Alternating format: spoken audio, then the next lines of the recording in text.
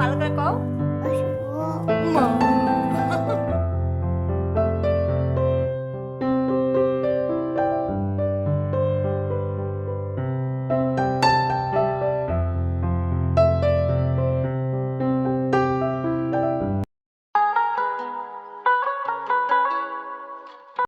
রোজা রমজানের দিন সকালে উঠে কোনো খাবার দাবারের ঝামেলা নাই, তাই ঘরের কাজে হাত দিয়ে দিলাম। আজকে সকাল থেকে ভিডিওটা শুরু করে দিলাম। আজকে সারাটা দিন কী করি সব কিছুই কিন্তু এই ভিডিওতে দেখাবো।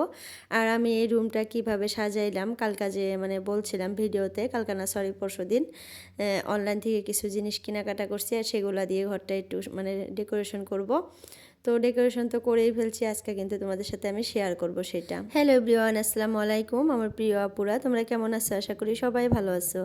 আলহামদুলিল্লাহ, তোমাদের দোয়া এবং আল্লাহর অশেষ রহমতে আমিও ভালো আছি। নাজনীন ব্লগ চ্যানেলে আরও একটা নতুন ভিডিও দেখার জন্য তোমাদের সবাইকে স্বাগত জানাইতেছি। আশা করি বরাবরের মতো আজকের ভিডিওটাও আপুদের কাছে ভীষণ ভালো লাগবে। আর যদি ভালো লাগে প্লিজ একটা লাইক দিয়ে আমার পুরো ভিডিওটার পাশে থাকার অনুরোধ রইল। কালকে আমার শরীরটা অনেক খারাপ ছিল, তো এই ভিডিওটা কিন্তু আমি এডিট করে রাখছিলাম, জাস্ট ভয়েস ওভার করে তোমাদের সাথে শেয়ার করব, সেটাই করতে পারতেছিলাম না। এত পরিমাণে গ্যাস হয়েছিল আমার, তো গ্যাসের জন্য না আমার কথা বলতে একটু অসুবিধা হইতেছিল, শরীরটা অনেক দুর্বল ছিল। আমি কিন্তু একটা পোস্ট করছিলাম, আর পোস্টের মধ্যে লিখে দিয়েছিলাম যে আমার শরীরটা একটু অসুস্থ, যার জন্য আমি ভিডিও শেয়ার করতে পারলাম না। তো সেখানে অনেক আপুরাই বলছে যে আপু তুমি তাড়াতাড়ি সুস্থ হয়ে যাও, আর ঠিক আছে।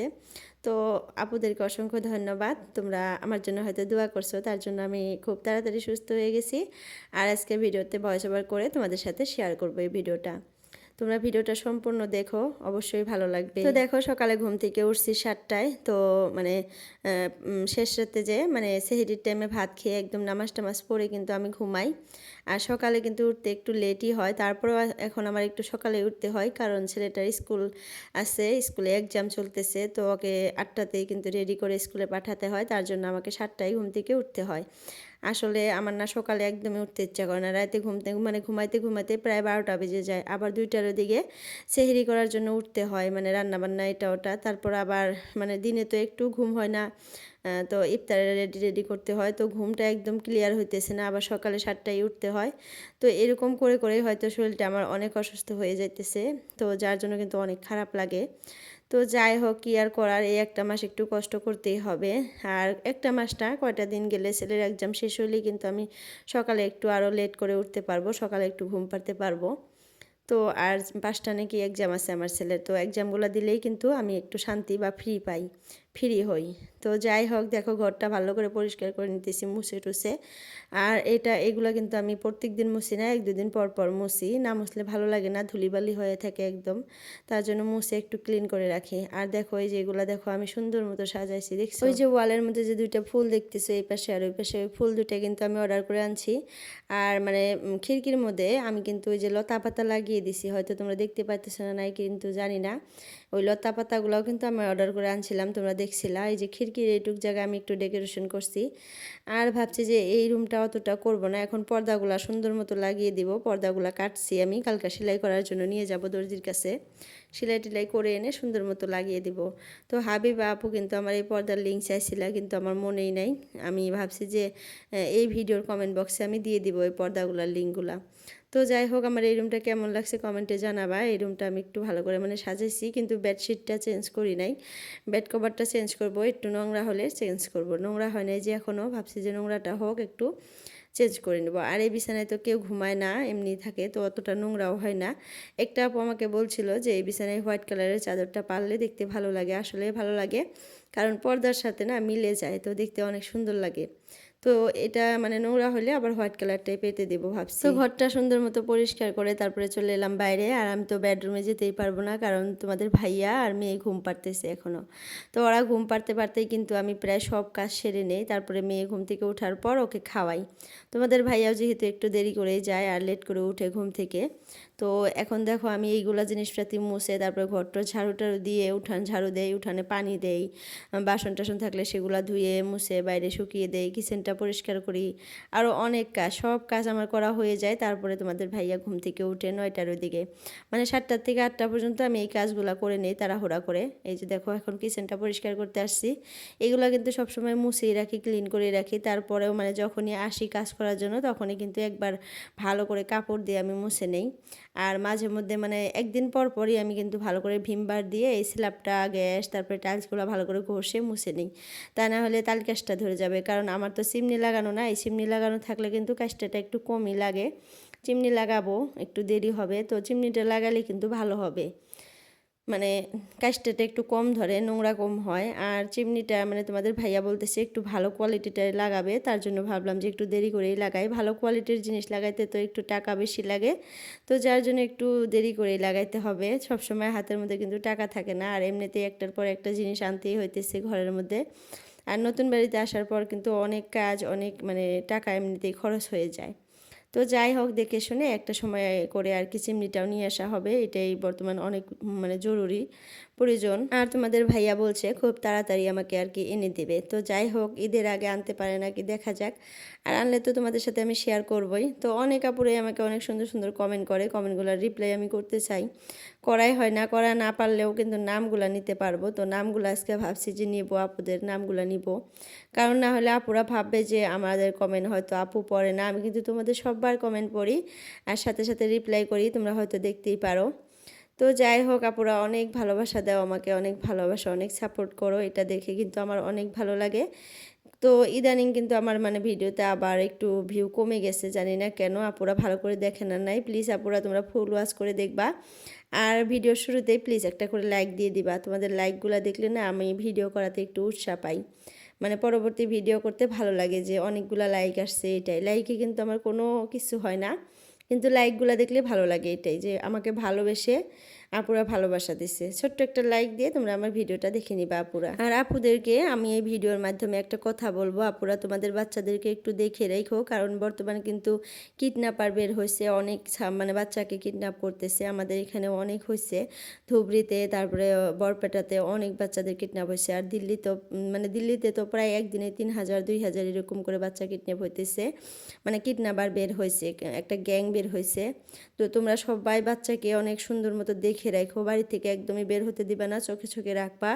আর অচেনা মানুষ যদি বাড়িতে আসে তাদেরকে মানে ঢুকতে দিবা না বাড়িতে, মানে মিশামিশি আসবে, ভিক্ষা করার মানে ভান ধরে আসবে, তা না হলে জিনিস বিক্রি করার ভান ধরে আসবে, তাদেরকে কিন্তু বাড়িতে একদমই প্রশ্রয় দিবা না। কারণ তারা বাচ্চাদেরকে দেখে রেখে যায়, তারপরে যখনই পায় তখনই এসে কিন্তু তুলে নিয়ে যায়। তো তার জন্য সাবধান করে দিলাম আমি এই ভিডিওর মাধ্যমে। আর আমার ছেলে মেয়েকেও কিন্তু আমি অনেক মানে যত্নে রাখতেছি, দেখে শুনে রাখতেছি, অনেক মানে সতর্ক হয়ে আছি, সাবধানে আছি। কারণ চারপাশে খালি শুনতেছি যে বাচ্চা নিরুদ্দেশ, বাচ্চা কিডন্যাপ, এগুলো শুনলে কিন্তু অনেক ভয় লাগে। কারণ আমাদের বাচ্চারাই সব কিছু, তাই না? এত কষ্ট করে আমরা বাচ্চাদেরকে মানে লালন পালন করতেছি বা যেটাই হোক, ওরাই কিন্তু আমাদের জীবন বর্তমান। ওরা মানে ওদেরকে আমরা এতটাই করি যে ওরাই সব কিছু আমাদের লাইফে। তো এরকম যদি হয় কীরকম লাগে, মানে নিউজে তো সবসময় এগুলাই দেখতেছি বর্তমান, তোমরা দেখতে পারতেছো না নাই জানি না, আমার মোবাইলে তো খালি সবসময় এগুলা। আর মানে আশেপাশেই, আর এই ফেব্রুয়ারি মাসেই হয়েছে, রিসেন্ট, মানে বহুত দিনের কথা না, রিসেন্ট হয়েছে। তো যাই হোক, সবাই সাবধানে থেকো। আমার যদি ভিডিওটা দেখতেছো তোমরা, প্লিজ তোমরা একটু সতর্ক হয়ে যাও। তো আর আমার বাচ্চাদের জন্য কিন্তু তোমরা সবাই দোয়া করবা, তোমরা খালামণি হও বা ফুপু হও আমার বাচ্চাদের, আমি কিন্তু এটা মনে করি। তো যাই হোক, দেখো আমার রুমটা সম্পূর্ণ একটু ভালো করে দেখিয়ে দিলাম ঘুরে ঘুরে। তো ভালো করে কিন্তু ডেকোরেশন করতে পারি না, যতটুকু পারছি আর কি, যতটুকু সামর্থ্যে কুলাইতেছে অতটুকুই, মানে টুকটাক করে জিনিস কিনে কিনে একটু করে সাজাইতেছি। কারণ একদম হোয়াইট কালার যে আমার ঘরটা, তো হোয়াইট কালারের মধ্যে একটু জিনিসপাতি দিয়ে কিছু দিয়ে মানে মানে ভালো করে সাজিয়ে রাখলে দেখতে ভালো লাগে। তো চলো, আমার এই ছোট্ট মামুনিটার আজকেও তোমরা একটু কথা শোনো, কি কি বলে একটু ভালো করে শোনো। তোমার আব্বু গেছে গা, আব্বু গেছে গা, কোনে গেছে? কোনে গেছে আব্বা? দোকান গেছে। উমা, তোমার নিকে কি আনবো? চক্কন খাও, চক্কন। তোমার নিকে কি আনবো? চক্কন। দাদা কোনে গেছে? দাদা, দাদা চক্কন খাইছে কালকে। দাদা কোনে গেছে মা? তখন খাবা কো? চক্ষু নাই। শুনো আম্মু, শুনো, তোমাকে কেরা সাজাই দিছে? শুনো, কথা শুনে না। 1 2 কত মা? ক 1। আম্মু পড়ো, অপ পড়ো। নাই না পচা। ক 1। কে? তুমি ভালো মানা? তাহলে কও। ক 1 2 3 4। ভিডিও করি নাই তো মা, কও 4 5 6 7 8 9 10 Content A B B C D E có E F F có F G H অশুভ ক ভালো করে কও অসভ্য আমার আম্মু সেই সুন্দর করে অসভ্য কয় ওর ভাইকে বলে কি আম্মু দাদা অসভ্য দাদা অসভ্য ওর যখন গাড়িটা নিয়ে ও দাদা চলায় ও তখন বলবো কি আম্মু দাদা অসভ্য অসভ্য আম্মু তুমি ভালো ভালো বাই বাই দাও তো আম্মু এরকম বাই বাই তো যাই হোক, তোমরা হয়তো আমার আম্মুটার কথা শুনলাই, কি সুন্দর করে কথা বলে, দেখছো, মাশাল্লাহ বলবা কিন্তু সবাই।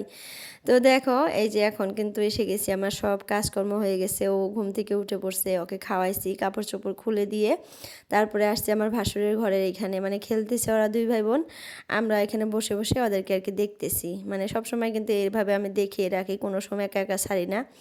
তো ভয় লাগে অনেক, মানে এই কথাগুলো শুনে আর এগুলো দেখে না অনেক ভয় লাগে। তো যাই হোক, গোসল টোসল করে মেয়েকে খাওয়িয়ে ওকে খেলতে দিয়ে আমি নামাজ পড়ে কোরআন পড়ে তারপরে চলে এলাম ইফতারের জন্য, মানে জোগাড়পাতি করার জন্য সব কিছু রেডি করে নিছি। এখন খালি একটা একটা করে বানিয়ে তারপরে ভাবছি যে তোমাদের সাথে শেয়ার করব। তো দেখো রান্নাবান্না সব কমপ্লিট, আজকে ওরকম কিছু নাই, একদম সিম্পল মানে ইফতার। তো সেমাই, বড়া, তারপরে শরবত, বিরিয়ানি, তারপরে ওখানে আছে তরমুজ, আপেল, খেজুর, কলাটা এখনও কাটা হয় নাই, আর একটু মানে চিকেন বানাইছি। তো যাই হোক, এগুলা দিয়ে আজকে ইফতার করব। তোমাদের ইফতার কিভাবে কাটতেছে সবাই মানে কমেন্টে বলবা। আর আমি সব সময় দোয়া করি সবার যাতে খুব ভালোই কাটে, সবার যেন শরীর সুস্থ থাকে, ভালো থাকে। আমার জন্য কিন্তু তোমরা দোয়া করো। পুরো আমার শরীরটা কিন্তু একটু অসুস্থ হয়েছে, আমি কালকার থেকে ফিল করতে পারতেছি। মানে এতদিন অনেক ভালো ছিলাম, স্ট্রং ছিলাম, কিন্তু কালকার থেকে মনে হয় শরীরটা একটু দুর্বল হয়ে গেছে। আর গ্যাসের জন্য এরকম হয়েছে আমি জানি, মানে ইফতারের সময় যে প্রত্যেক দিন ভাজা পোড়া জিনিস খাওয়া হয় তার জন্য কিন্তু এই প্রবলেমটা হয়। আবার না খাইলেও তো ভালো লাগে না এরকম। তো যাই হোক, ইফতার করে তারপরে সব কিছু মানে সেরে গুছে টুছে নিয়ে আয়সা বসলাম, ছেলেকে পড়াবো। তারপরে চলে আসলো ফ্যান লাগানোর জন্য, কারণ বর্তমান কিন্তু একটু একটু গরম করে। তো আমাদের তো নতুন ঘর, ফ্যান এখনও লাগানো হয় নাই। যখন বেশি গরম পড়বে তোমাদের ভাইয়া বলছে যে এই রুমটাতে আর কি, যেটাতে আমরা থাকি ওই রুমটাতে আর কি এসি লাগিয়ে নিব, কারণ যেহেতু আমাদের একটাই ছাদ, আর একটা ছাদে কিন্তু অনেক গরম লাগে। আর ভালো মতো যদি রাতে ঘুমটাই না হয় তাহলে কেমন হবে বলো? এত মানে কষ্ট করে রাতে যদি একটু ঘুমিয়ে ভালো মতো পারতে না পারি তাহলে তো মানে অশান্তি লাগবে। তো যার জন্য তোমাদের ভাইয়া বলতেছে যে এসিটা লাগিয়ে নিব, যদি অনেক গরম করে তাহলে লাগিয়ে নেবে। আর এই যে ফ্যানটা যে দেখতেছো, এই ফ্যানটা কিন্তু নতুন আনা হয়েছে, আর এই ফ্যানটা কিন্তু অনেক ভালো, রিমোট কন্ট্রোল। তো তোমরা হয়তো জানো অনেকে, আবার যে যে জানো না তাদেরকে আর কি বলতেছি, আর যারা জানো তারা তো জানোই। তো এই ফ্যানটার রিমোট দিয়ে কিন্তু সব হয়, 1 2 একদম মানে কমানো বাড়ানো সব কিছু হয়, অফ অন সব কিছুই করা যায় রিমোট দিয়ে। আর এটা কিন্তু অনলাইনেও পাওয়া যায়, আবার বাজারেও পাওয়া যায়, তোমরা নিতে চাইলে নিতে পারো। তো আজকের ভিডিওটা এতটুকুই রাখলাম, সবার সুস্বাস্থ্য কামনা করে আজকের জন্য বিদায় নিলাম। বাই বাই, আল্লাহ হাফিজ।